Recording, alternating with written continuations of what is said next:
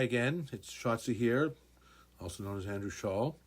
This is the second installment of my copy of a master painting, Girl with a Pearl Earring by Vermeer. And the goal here is to show how I try to take it to the next step, the next stage, where I'm doing a lot of fine-tuning. I set the stage in the first installment, it was about an hour. This is about another 20 minutes I do here. In time-lapse, of course, it's only 5 minutes. You can see that I'm working all around the painting. I like to not stay in any one part for very long. I made a significant reduction in the height of her headdress. I realized that it was quite too large. And you'll also notice one thing I might as well mention right from the get-go, that you see my hand covering a lot of what I'm doing. And me and my assistant didn't realize that taking the photo or the film from the right side would actually not be a good idea, because my hand would cover a lot of it. And we could have changed it and filmed it again. I decided to leave it because it is consistent with my philosophy of painting, that we're not going to get it right at the beginning. A lot of patience is required. A lot of persistence is required. The 2 P's. I have a bunch of P's that I talk about, but patience and persistence are probably the most important. And that I learned each time I put a mark of paint down, either going to like it or I'm not going to like it. I can always move it, I can change it, I can darken it, I can lighten it. I have complete freedom. There's no time limit in making a painting. And as long as I trust that continued effort, I will get where I want to get. I will get the painting to look like I want it to look. That gap between what my painting looks like now and what I want it to look like is often very large, sometimes like the Grand Canyon.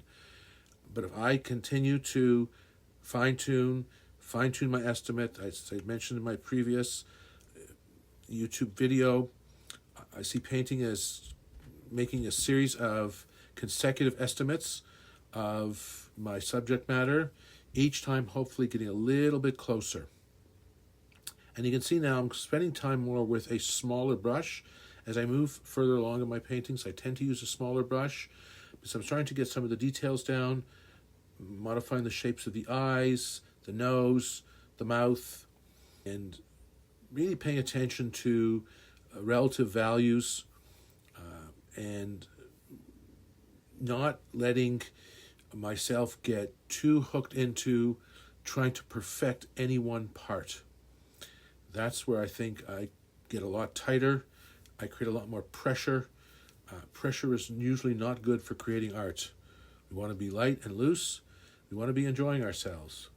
So I do my best. I put a mark down. Then I move on. I can always come back. Here you can see I'm working on the structures on the face, just trying to fine-tune some of the eye. Needs some dark underneath. I'm adding a little bit about that.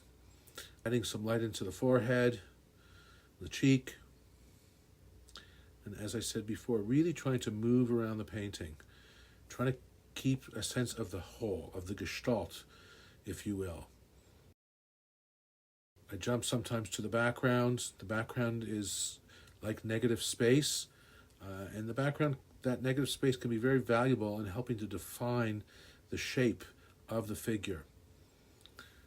Now again, back to the eyes. The eyes require a lot of attention over time, but I'm going to try to continue to move on and not get hooked into that sense of stuckness, that I have to get it right, I have to get it right. I want to get it closer to where I want it, and if my painting, when I finished compared to when I started, is closer to where I want it, I'm happy. It might only be a little bit closer. In fact, as we get further along in paintings, the amount of change gets smaller. For the first hour, there's massive change. From an empty canvas to I have something down. The next hour, a little bit less change. Each subsequent hour, the changes are smaller, yet they still add to the overall final product.